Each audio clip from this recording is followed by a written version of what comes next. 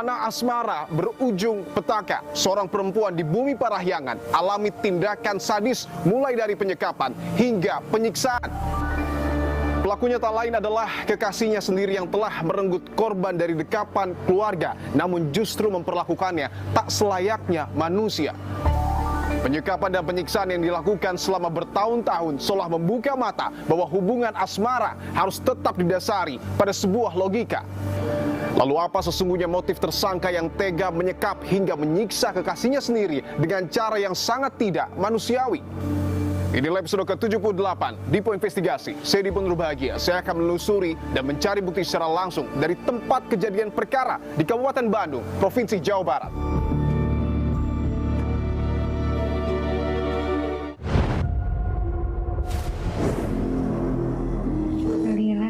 Sekali saya lagi bahagia lagi dan saya lagi senang karena dia sudah tertangkap. Dia dihukum seberat mungkin. Dia ngerasain apa yang saya rasain.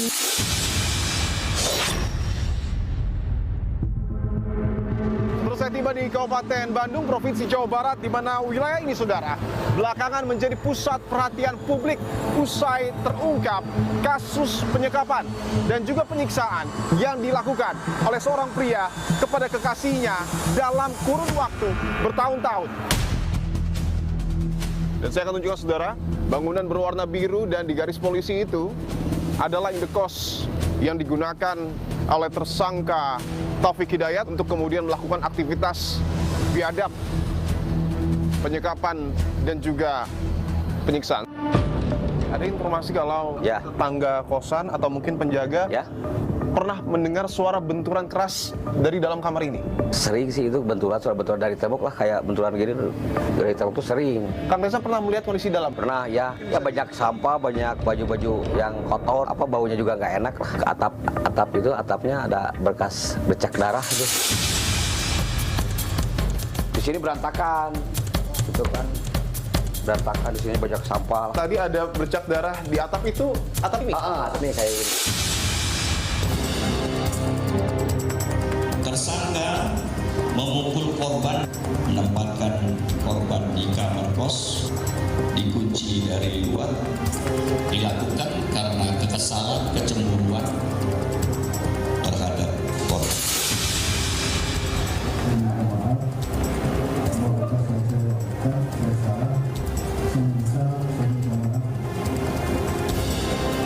Sudah berapa orang yang Mas Taufik lukai, Mas?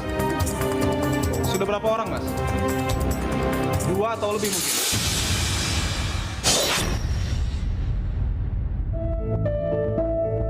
Banyak kok teman-temannya di kantor yang diancam sama si pelaku kan.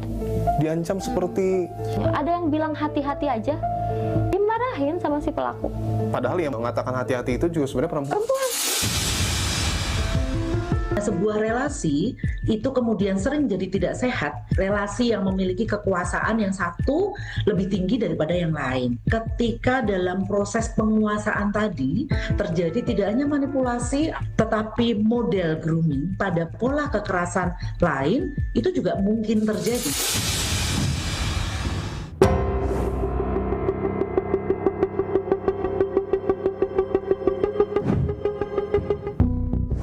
Saya tiba di Kabupaten Bandung, Provinsi Jawa Barat, di mana wilayah ini, saudara, belakangan menjadi pusat perhatian publik usai terungkap kasus penyekapan dan juga penyiksaan yang dilakukan oleh seorang pria kepada kekasihnya dalam kurun waktu bertahun-tahun.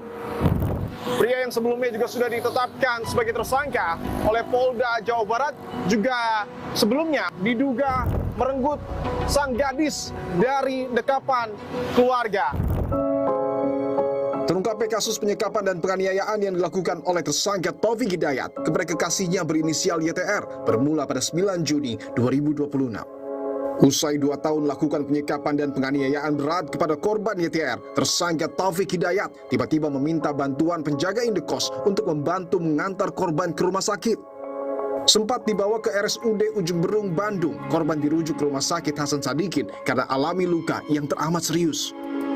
Penjaga indekos yang syok melihat kondisi korban sempat bertikai dengan tersangka Taufik Hidayat yang lantas melarikan diri dan meninggalkan korban di rumah sakit. Sebelumnya Taufik juga memberikan keterangan palsu kepada penjaga indekos dan dokter terkait luka serius yang diderita korban. Lalu pada 10 Juni 2026, keluarga yang telah mencari keberadaan korban selama kurang lebih 2 tahun mendapat telepon misterius yang menyebut korban YTR berada di rumah sakit karena alami kecelakaan. Setibanya di rumah sakit, keluarga dibuat terkejut dengan kondisi wajah korban yang sangat jauh berbeda dari sebelumnya dan alami luka di berbagai bagian tubuh. Menanggapi kecurigaan yang muncul, pihak keluarga melaporkan kejadian ini kepada polisi atas dugaan penyekapan dan penganiayaan berat. 11 hari berselang atau tepatnya pada 23 Juni 2026, Polda Jawa Barat meringkus tersangka Taufik Hidayat di lokasi persembunyiannya di Kecamatan Ciparai, Kabupaten Bandung, Jawa Barat. Berdasarkan hasil penyidikan, terdapat 4 lokasi penyekapan dan penganiayaan yang dilakukan tersangka Taufik Hidayat kepada korban. Lokasi terakhir di Desa Cilunuk, Kecamatan Cilenyi, Kabupaten Bandung, Jawa Barat, menjadi pembuka tabir tindakan biadab yang dilakukan oleh Taufik Hidayat kepada kekasihnya sendiri.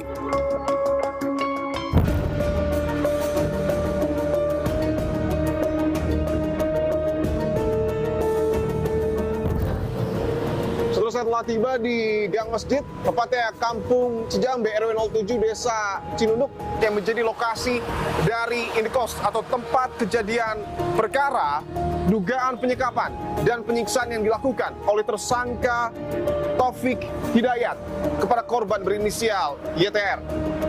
Saya akan coba masuk ke dalam, saudara, untuk melihat seperti apa situasi dari indekos ataupun TKP penyekapan dan penyiksaan yang dilakukan oleh tersangka, karena informasi yang saya peroleh bahwa jarak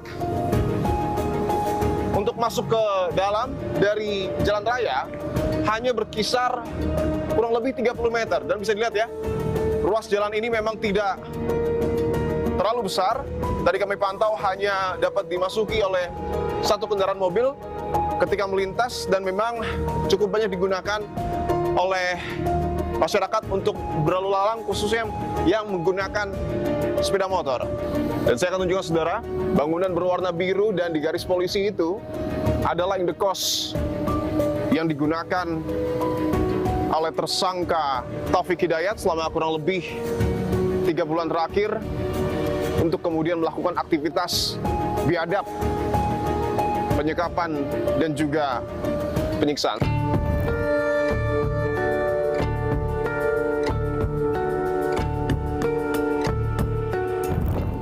Saya akan coba masuk ke dalam, saudara, untuk melihat seperti apa situasinya.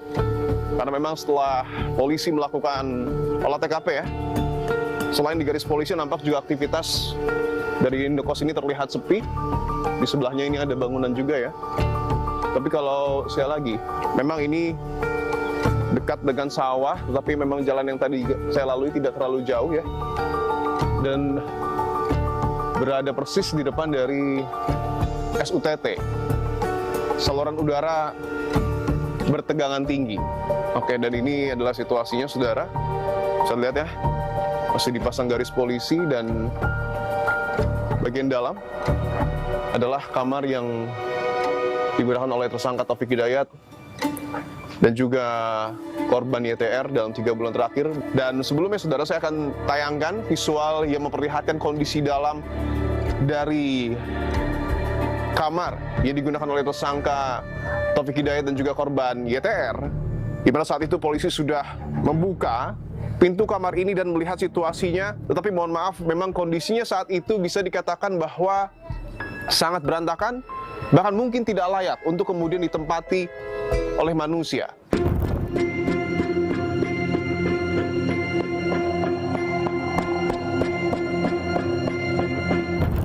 Lalu pertanyaannya, saudara, tindakan biadab apa yang kemudian dilakukan oleh tersangka Taufik Hidayat di kamar ini yang kemudian sudah disegel oleh garis polisi? Saya akan tanyakan secara langsung kepada penjaga indekos yang juga sekaligus orang yang mengantar korban YTR ke Rumah Sakit Hasan Sadikin Bandung dengan Kang Reza. Kang Reza, Ya.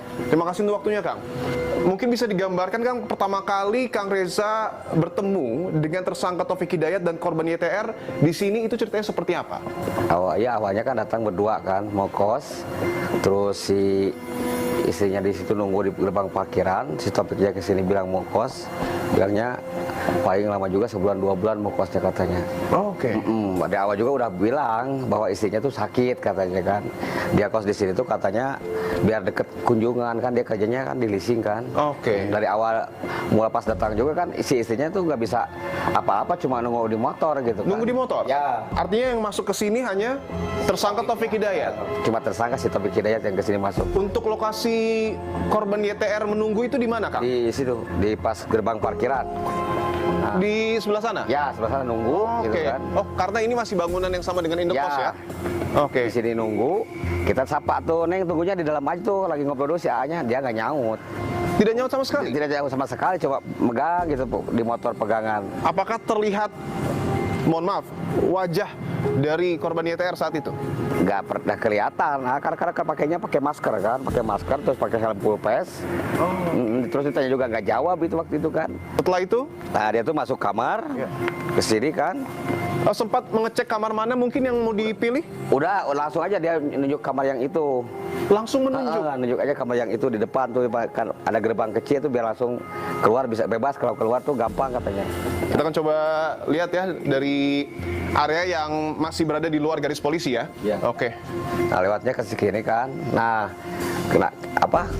Dari awal juga kan pas masuknya si korban tuh sama si Topik tuh masuk ke kamarnya juga udah dipapa karena udah gak bisa lihat, udah dalam keadaan seperti itu.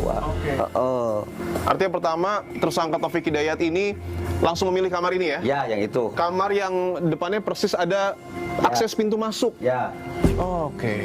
Setelah itu dipapanya? Dipapanya sama si Topik ke dalam, langsung masuk kamar, gak dibuka helmnya kan, langsung dibukanya di dalam, jadi nggak tahu wajahnya kayak gimana, nggak tahu awalnya juga. Mohon maaf, tapi untuk orang yang kemudian akan ngkos di sini, Kang, Ya. apakah mungkin perlu melampirkan surat-surat karena informasinya tersangka Taufik Hidayat ini mengaku adalah suami ya? Ya, Dari suami korban istri. YTR? Ya, bisa jadi aturan di kosan tuh gini, kalau misalnya benar ada ikatan suami istri, harus ada buku nikahnya gitu kan. Akhirnya dia ngasihin KTP dulu, bahwa dia tuh ada KTP si Topik sama YTR dikasihin kan, difotoin lewat WhatsApp. Nah cuma kalau misalnya untuk buku nikah dia justru janji-janji gitu kan, ngejanjiin, cuman sampai sekarang juga belum keterima apa bukti buku nikahnya itu. Tapi status di KTP-nya? Udah kawin, udah nikah, Sudah menikah tapi buku nikahnya belum keterima, belum diberikan ke Kang Reza? belum. Bahkan sampai dengan saat ini? Sampai saat ini belum. Saya akan coba gambarkan lagi, artinya ini kamar yang dipilih secara langsung ya? Ya. Oleh tersangka Taufik Hidayat, dan yang menarik adalah apakah ini sudah ada gelagat mencurigakan atau mungkin ada hal-hal yang dipertimbangkan oleh tersangka karena memilih kamar yang persis di depannya ada akses pintu masuk. Bisa diakses oleh semua penghuni kos? Ini Ya. kalau malam bisa kalau pas waktu dibuka bisa. Nah yang ujung tuh pindah karena pernah ada cekcok tuh sama si tersangka. Pernah ada cekcok? Ada cekcok. Ceritanya? Ceritanya kan dia tuh lewat, nggak permisi sekali 2 kali. Makanya yang ketiga tuh dia tuh komplain kan, bilang, Om itu yang ujung kalau misalnya pas lewat tuh suka nggak permisi. Omongin lah, kasih tahu, jangan gitulah, jaga tata. Ya terlah, sama Om dibilangin gitu kan. Iya. Habis itu karena dia tuh ketakutan sampai pindah kosan. Ketakutan? Mohon maaf, ketakutannya ini karena ada ancaman mungkin? Nggak ancaman sih, cuman waktu pas dia nyamperin gitu kan, bawa batu kan, dia itu ketakutan. Apakah mungkin ada kejanggalan-kejanggalan lainnya, Kang, melihat aktivitas dari tersangka Taufik Hidayat termasuk juga korban YTR selama tinggal di indekos ini? Ada sih, cuman pas kalau malam pas dia pulang kunjungan kan awalnya biasa rutin kan, beraktivitas biasa. Cuman kesini-sini tuh kadang ada terus di sini, nggak kemana-mana, jarang, walaupun suka sekali-kali kunjungan juga, jarang kunjungannya tuh jarang gitu kan. Tapi memang kacanya ini dari luar tidak bisa dilihat ya sebenarnya ya, ke dalam. Udah buram. Oke, untuk aktivitas dari tersangka tadi sudah disampaikan, tapi bagaimana aktivitas dari korban YTR? Dari awal pas kerja juga nggak pernah kelihatan keluar. Tidak pernah keluar sama sekali? Sama sekali, makanya saya selaku penjaga kos ngambil tindakan kan, otomatis takutnya ada apa-apa atau gimana kan, namanya orang sakit gak pernah keluar kan ditanya kan. Oke, ada informasi kalau, koreksi kalau saya salah Kang, tapi Ya. tetangga kosan atau mungkin penjaga Ya. pernah mendengar suara benturan keras dari dalam kamar ini. Sering sih itu suara benturan dari tembok lah, kayak benturan gini dari tembok tuh sering. Ke belakang juga sering kedengaran, apalagi ke pinggir sebelah kiri atau sebelah kanan ya pasti gitu kan, udah jelas. Kang Reza pernah mendengar itu? Makanya ditanyain kenapa, ada apa itu di kamar suka ada benturan tembok tuh kenapa? Ya aslinya si Taufik itu bilangnya kalau misalnya lagi pusing gitu kan, lagi banyak masalah suka mukulin tembok. Ketika polisi pertama kali membuka kamar ini, Ya. ada video yang memperlihatkan sangat berantakan, Kang. Ya. Kondisinya sangat berantakan, bahkan mungkin bisa dikatakan tidak layak sebenarnya dihuni. Ya. Kang Reza pernah melihat kondisi dalam? Pernah ya, berantakan gitu kan. Seperti apa, Kang? Mungkin bisa Banyak diceritakan? sampah, banyak baju-baju yang kotor gitu kan, banyak berantakan lah pokoknya. Baunya juga nggak enak lah. Banyak sampah? Banyak sampahnya juga gitu kan. Ke atap itu, atapnya ada bekas bercak darah.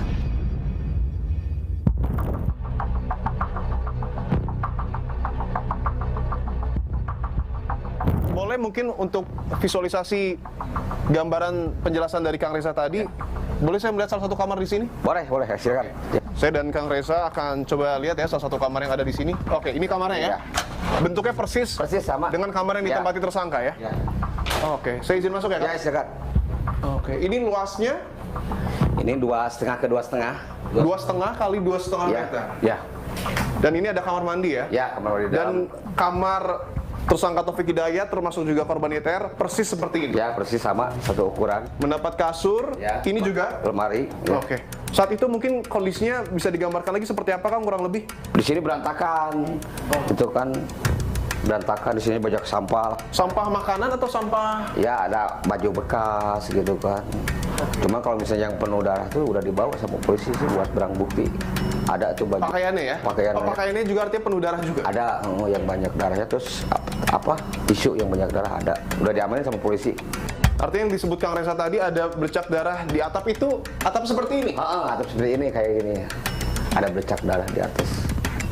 Saya izin tunjukkan kamar mandinya ya. Ini salah satu contoh ya, kamar mandi yang ada di indekos ini dan bentuknya sama ya, Kang ya? Iya, sama. Sama seperti kamar yang digunakan oleh tersangka Taufik Hidayat dan juga korban ITR. Ada informasi juga bahwa korban ini bahkan tidak tidur di sini, tapi diminta untuk tidur di kamar mandi oleh tersangka. Kang Reza mendengar informasi itu? Kurang tahu sih soal itu, nggak pernah mendengar sih. Kurang tahu soal itu. Tapi artinya kalau memang ada seseorang yang tidur di sini, bisa dilihat ya? Nggak cukup lah, nggak bakalan muat. Sangat tidak cukup ya, karena kecil sekali. Kecil. Nggak muat. Waktu 2 tahun 3 tahun itu kamu nggak boleh keluar dari kosan? Nggak bisa karena udah nggak bisa lihat. Jadi kalau misalkan disiksa nih ya, terus saya teh mengeluarkan suara kayak gitu. Saya sama dia teh disiksa lagi. Jadi saya teh kayak kemana-mana. Dia kan kerjanya sebagai dia kolektor. Jadi kalau misalkan dia pergi lagi konsumen, saya suka disuruh tidur. Saya kayaknya dia dihukum seberat mungkin. Ya dia ngerasain apa yang saya rasain.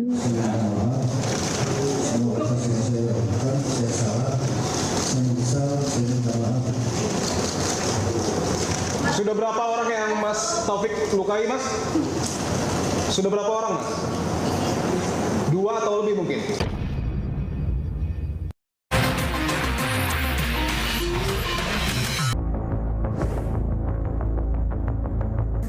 Aku sering dihukum sih. Aku sering dihukum. Pertama mata dulu yang dihukum. Terus ini telinga, ya. Terus kaki juga. Terus dipaksa untuk pakai tato sama dia. Terus kalau makan sehari cuma 1 kali. Akhirnya 9 Juni 2026 tersangka Taufik Hidayat dan juga korban YTR ini dibawa ke Rumah Sakit Hasan Sadikin Bandung, tapi tersangka meminta bantuan Ya. dari Kang Resa. Nangis sih, nangis beneran minta bantuan, Om. Ya nangis? Nangis beneran. Tersangka? Tersangka minta bantuan lah, Om. Mau apa? Mau minta tolong katanya. Tolong apa gitu, Pe?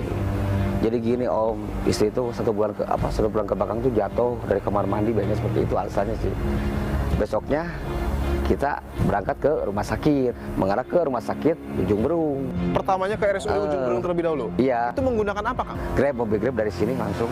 Di dalam tuh dipakein masker kan sama dia kan, terus kerudung, langsung sama dia tuh dimasukin mobil ya kan, nggak kelihatan kan. Nah, udah ada keanehan sih ada situ juga. Maksudnya keanehan tuh gini, kenapa sih seorang suami nggak mau nemenin seorang istri di dalam mobil? Dalam mobil, harusnya kan seorang suami yang nemenin gitu kan. Betul. Malah Kang Resa yang disuruh ke sana di mobil gitu, dia tuh ikutin dari belakang pakai motor.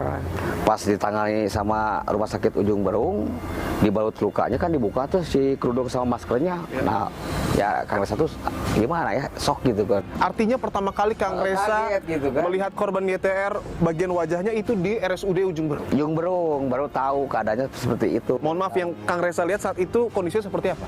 Ya gimana, parah banget gitu kan. Jadi gini, apa, matanya tuh yang sebelah kanan banyak darah kering, terus besar lagi bengkak di sininya. Terus hidungnya juga apa bengkok lah. Terus di sini juga bibirnya nggak ada, terus banyak darah kering di sini. Awal kan belum dibersihin kan, pas awal ke situ belum dibersihin kan. Belum dibersihin, makanya kaget gitu kan, bilangnya jatuh dari kamar mandi, cuma kepala kok sekujur badan banyak luka. Akhirnya nyampe lah UGD Rumah Sakit Hasan Sadikin, di situ si Taufik ini belum sampai gitu kan. Oke. Nah, akhirnya diangkat ke Blangkar. Artinya Kang Resa yang mengurusi ya? Ya, diangkat ke Blangkar, dimasukin ke UGD gitu kan. Artinya setelah korban dirawat, Kang, Ya. saya juga mendapat informasi bahwa Kang Resa juga meskipun sudah menolong korban Ya. dan juga bahkan tersangka, tapi Kang Resa justru malah mendapat ancaman dari tersangka. Ini ada cekcok di rumah sakit nih. Udah ada cekcok di rumah sakit, baru ini ancaman WhatsApp yang ini. Ancaman, melalui pesan WhatsApp ya? Ya. Ini menggunakan bahasa Sunda ya? Ya. Tapi tersangka ini mengatakan bahwa dendam Ya. dengan Kang Resa karena diduga ataupun menilai telah memfitnah. Ya. Memfitnah tersangka, termasuk juga ada ancaman pembunuhan. Ya. Dia tuh nenteng golok ke sini, nyariin Kang Resa kan. Bilangnya kayak gini ngancamnya. Kalau misalnya istri saya sampai meninggal, istri saya juga harus mati sama istrinya. Ada buktinya, Kang, soal ancaman menggunakan golok itu? Ada, itu Oke. bekasnya di sini. Ada bekasnya? Ada bekasnya. Artinya sempat memukul Ya, pakai golok di sini. ke bagian tembok? Ini Oke. pakai golok kan yang ini. Golok. Ini? Ya, itu. Oh, seperti di sayap seperti itu ya? Enggak dipukulin. Oh, dipukul? Oh. Oke. Terus ini nih. Pakai golok tuh. Sampai Ini gitu. terbelah sampai Golok, seperti ya. ini karena pakai golok? Ya. Itu tuh golok. Ini dilakukan oleh tersangka ya? Ya. Terus Oke. ini nih. Oh, oke. Ini. Bahkan tembok pun cowok ya ini? Iya. Terus ini. Nah, terus ini terakhir pintu nih. Nah, yang ini. Artinya tersangka masuk ke dalam, kemudian seolah mengancam ya dengan memukul-mukul golok ke tadi bagian kayu dan tembok ini ya? Ya. Termasuk pintu. Alhamdulillah senang sekali, terima kasih Pak Kapolda sudah membantu saya.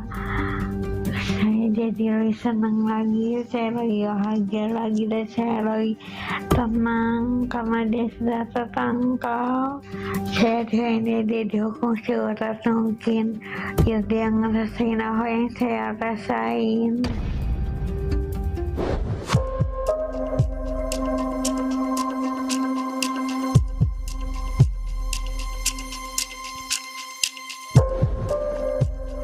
Setelah polisi menetapkan status Taufik Hidayat sebagai tersangka dan juga sudah menangkapnya, termasuk juga sudah menahan tersangka, tentu yang harus didalami adalah motif apa yang sesungguhnya mendasari tindak kekerasan yang kemudian dilakukan oleh tersangka. Saya datangi secara langsung gedung utama dari Polda Jawa Barat untuk mengikuti konferensi pers yang rencananya akan dilakukan tentu oleh sejumlah aparat gabungan mulai dari Polda Jawa Barat, termasuk juga Direktur Utama dari RSAS dan juga pihak dari LPSK. Dan ini adalah sejumlah persiapannya yang sudah dilakukan ya. Saya akan masuk, saudara. Oke. Sudah ada media yang bersiap sembari menunggu konferensi pers, saudara, yang belum dimulai. Ini adalah sejumlah barang bukti ya, yang kemudian sudah dipersiapkan juga oleh polisi dan juga sudah diamankan tentu oleh polisi. Bisa lihat, ini adalah satu buah helm berwarna hitam yang kemungkinan besar digunakan oleh tersangka Taufik Hidayat untuk kemudian menganiaya korban YTR. Dan di depan saya ini adalah motor yang berdasarkan informasi dari penyidik digunakan oleh tersangka Taufik Hidayat pada saat melakukan pelarian.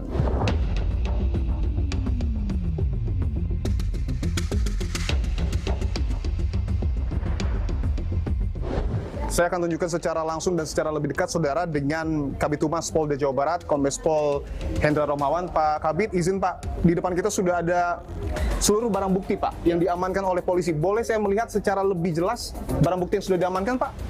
Ini kita perlihatkan dulu helm. Oke, ini helm ya Pak ya? Ya. Oke. Ini helm yang digunakan oleh tersangka ya, oleh tersangka ini ada 3 kejadian yang kita bisa identifikasi ya. Yang pertama itu ketika dia pergi itu selalu menggunakan ini. Memang ini salah satu alat yang digunakan untuk menganiaya korban. Ini ya, ini dia. Oh, okay. Ada bercak darahnya begitu. Oke, saya akan tunjukkan saudara, ini masih ada bercak darah ya, yang ada di kaca helm. Ini salah satu, ini beberapa alat bukti peristiwa. Tadi kan ini helm tadi, ya, yang kita amankan ini. Ini helm utuhnya, ini kacanya ya. Kemudian ini ada bangku belajar anak kecil, dan ini juga digunakan untuk meja ya, meja anak kecil itu. Nah di sini kan ada besinya juga ini. Nah ini ya digunakan untuk menghantam dari si korban tadi. Saya izin ya Pak ya. Oke, ini meja belajar ya, sebenarnya untuk anak kecil mungkin ya. Tapi digunakan justru untuk memukul korban. Oke, ini ada, bisa lihat ya, kerusakan mungkin sedikit. Oke. Dan ini golok ya Pak? Nah ini goloknya, foto goloknya. Karena untuk goloknya sementara masih kita identifikasi, psikolog forensik, dan inilah golok yang selalu dibawa kemana-mana dan melakukan intimidasi kepada para saksi dan kira-kira yang bisa memberikan informasi kepada siapa saja. Dan ini juga salah satu golok yang informasinya digunakan untuk menyayat kaki dan juga tangan. Dan golok ini disimpan di motor Pak? Ya, di motor, selalu dibawa yang bersangkutan. Ini barang-barang yang kemudian menjadi barang bukti utama karena terkait dengan peristiwa ya Pak ya? Peristiwa. Oke, baik. Ada juga infus Pak Kabid? Saya usaha. Oke. Ini infus ya? Ini infus yang digunakan cukup menarik mungkin dari media. Kok ada infus ya?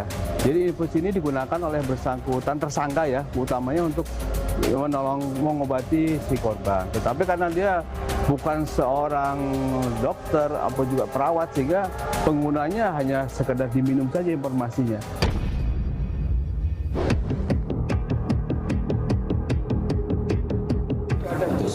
Dan ini adalah tersangkanya saudara, tersangka Taufik Hidayat. Pak Taufik, ada yang ingin disampaikan Pak? Mas Taufik, ada yang ingin disampaikan Mas? Pak. Hei Mas. Oke, bisa dilihat ya, Taufik Hidayat langsung datang ke press release di Polda Jawa Barat.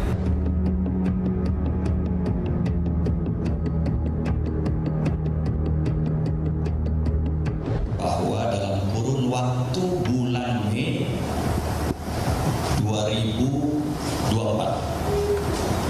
hingga bulan Juni 2026 di wilayah Bandung telah terjadi penganiayaan berat di mana pelaku melakukan beberapa kekerasan.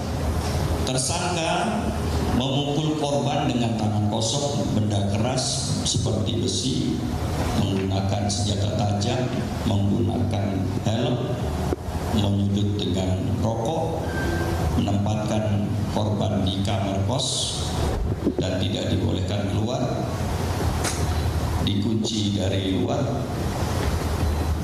dan ini dilakukan secara berulang-ulang. Dilakukan karena kekesalan, kecemburuan terhadap korban. Tentunya teman-teman semua ingin mengetahui bagaimana perkenalan antara korban dan tersangka. Ini diawali tahun 2024, perkenalan melalui aplikasi Tinder. Tersangka ini adalah residivis karena pernah melakukan kekerasan serupa terhadap seorang wanita dan divonis dijatuhi hukuman 1 tahun 4 bulan. Kami Polda Jabar semaksimal mungkin akan mempersangkakan tersangka dengan pasal yang seberat-beratnya. Terima kasih Pak Kapolda, Pak Gubernur dan Bu Menteri. Saya Dipo, Pak, dari Kompas TV. Dalam KUHP kan memang tidak boleh ditunjukkan tersangka, tapi ada seluruh stakeholder di sini mungkin juga sebagai sanksi sosial kepada tersangka agar tidak terulang kembali, Pak. Kalau boleh, kami ingin mendengar pernyataan satu saja dari tersangka di depan kita semua. Kalau boleh, Pak, terima kasih. Kita akan saksikan yang sebenarnya ini adalah tersangka kita Taufik Hidayat yang dihadirkan dan sesuai dengan kami di hadapan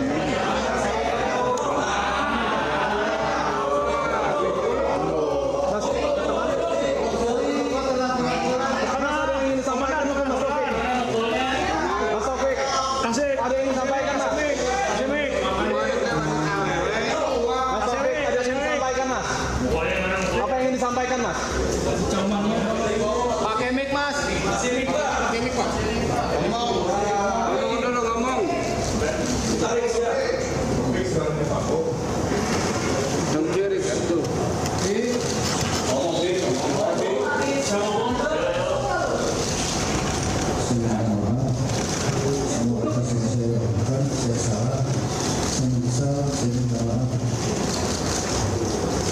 Sudah berapa orang yang Mas Taufik lukai, Mas?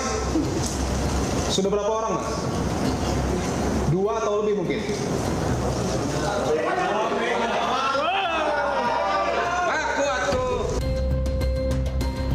Nah, ini dari pihak keluarga, kakak dari korban dan juga ayah.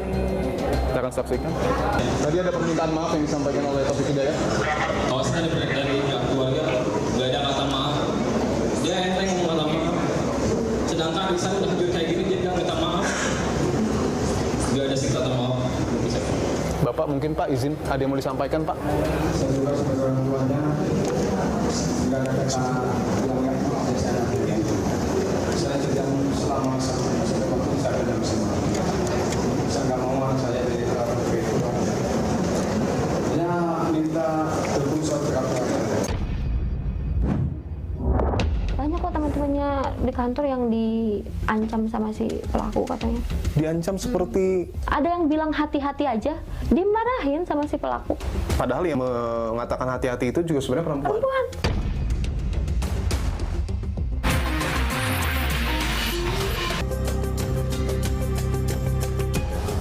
Berdasarkan informasi yang kami temukan itu ada 4 lokasi tempat tinggal mereka. Yang pertama itu adalah tersangka dan korban tinggal di daerah Cicahem. Di tempat ini korban mengalami kekerasan, dipukul bagian badan dan disuruh. TKP kedua itu berada di kosan yang tidak jauh dari kosan pertama tadi. Di TKP kedua ini terjadilah pemukulan terhadap mata kiri. Di TKP ketiga ini mata kanan dipukul menggunakan helm. Kami segera melakukan operasi pembersihan luka ini.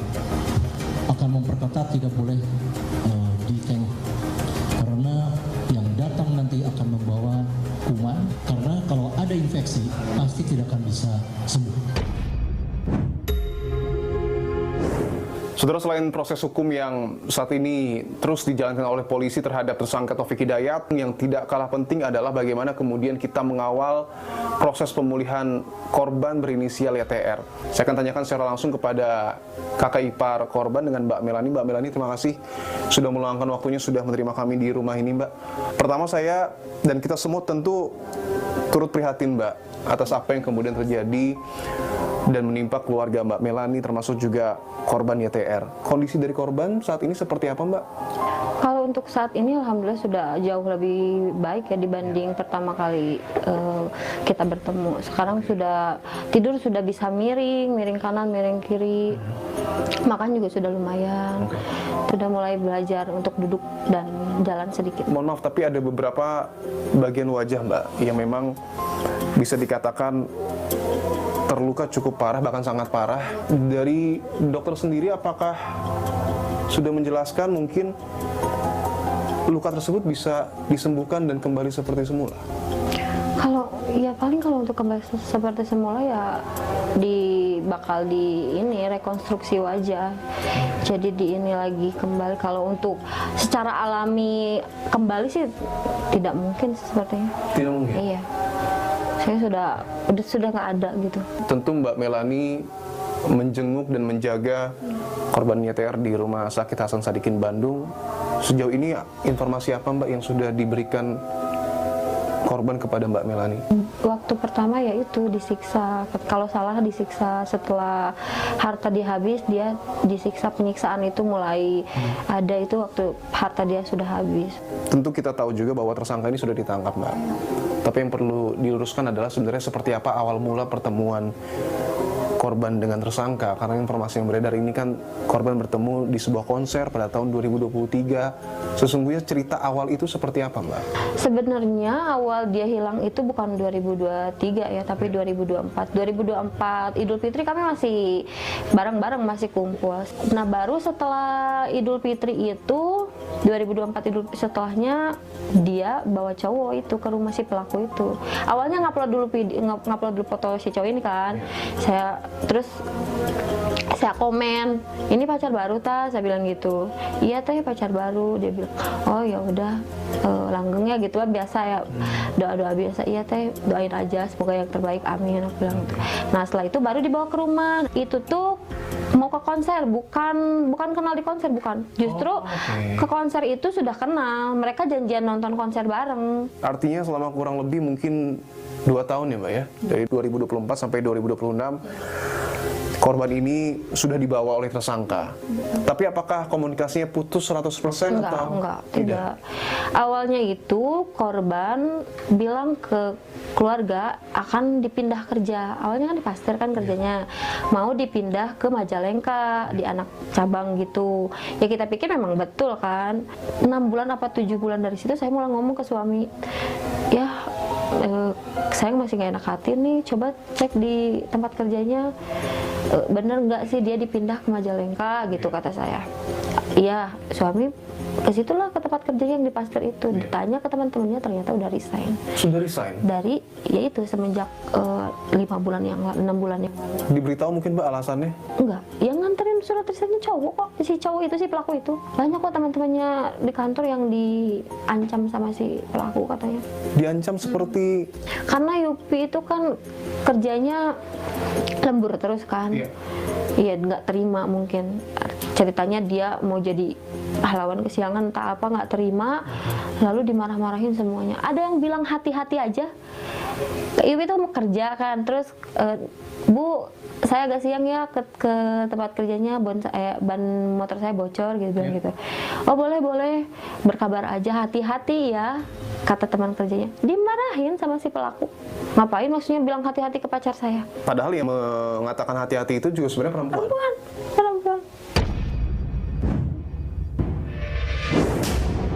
Ketika tidak ada efek jera, dia masih punya memori tentang perbuatannya, tentang tanda kutip kepuasannya karena melakukan itu. Nah, kalau ini tidak mendapatkan perubahan, risiko itu tetap ada, Mas, untuk diulangi di masa yang akan datang.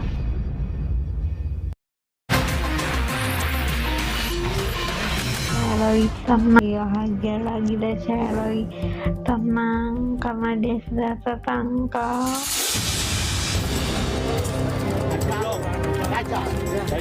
Betapa keji dan sadisnya penyiksaan yang dilakukan Taufik Hidayat terhadap kekasihnya, korban berinisial YTR, selama 2 tahun. Taufik Hidayat yang kini telah ditetapkan sebagai tersangka, sehari-hari bekerja sebagai debt collector. Lelaki 30 tahun ini juga tercatat sebagai residivis atau pernah menjalani hukuman dalam kasus penganiayaan serupa selama 1 tahun 4 bulan di Bandung. Kekerasan yang dialami korban YTR bak fenomena gunung es, Komnas Perempuan mencatat pengaduan kasus kekerasan berbasis gender terhadap perempuan pada 2025 mencapai 4.597 kasus atau meningkat 10% dari tahun sebelumnya. Sementara itu berdasarkan bentuk kekerasan yang paling banyak dilaporkan adalah kekerasan seksual, yaitu sebesar 41%, disusul dengan kekerasan psikis, fisik, dan terakhir kekerasan ekonomi. Komnas Perempuan juga mencatat jumlah kasus kekerasan berbasis gender terhadap perempuan terbanyak terjadi di wilayah Jawa Barat, disusul Jawa Timur, dan Jawa Tengah. Ironisnya perempuan usia produktif seperti korban YTR dan juga remaja menjadi kelompok paling rentan alami kekerasan di berbagai ranah. Namun demikian, kasus kekerasan juga ditemukan pada anak usia dini hingga perempuan lanjut usia. Kondisi ini menunjukkan bahwa kekerasan terhadap perempuan terjadi lintas siklus hidup. Deret angka kekerasan yang tercatat di Komnas Perempuan bukanlah sekedar statistik di atas kertas. Yang mengkhawatirkan kekerasan terhadap perempuan dalam relasi dan ranah personal seperti yang dialami korban YTR tercatat paling banyak terjadi dibandingkan kekerasan di ranah publik dan negara. Kekerasan dalam ranah personal menunjukkan bahwa kekerasan terhadap perempuan bisa dilakukan oleh orang yang paling dekat dan intim dengan korban dan dilakukan di tempat yang harusnya menjadi ruang aman dari kekerasan. Komnas Perempuan juga mengecam keras tindakan yang dilakukan oleh pelaku dan menegaskan bahwa peristiwa ini merupakan peristiwa kekerasan berbasis gender dalam relasi personal. Menteri Pemberdayaan Perempuan dan Perlindungan Anak menyebut kekerasan di ranah personal seperti yang dialami korban YTR tak dapat ditoleransi dan harus ditindak serius.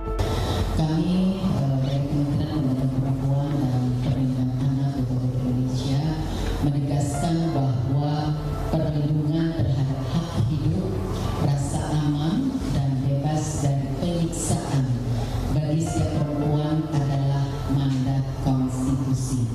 Segala bentuk kekerasan di ranah domestik maupun personal merupakan kejahatan serius yang harus ditindak secara tegas tanpa kompromi.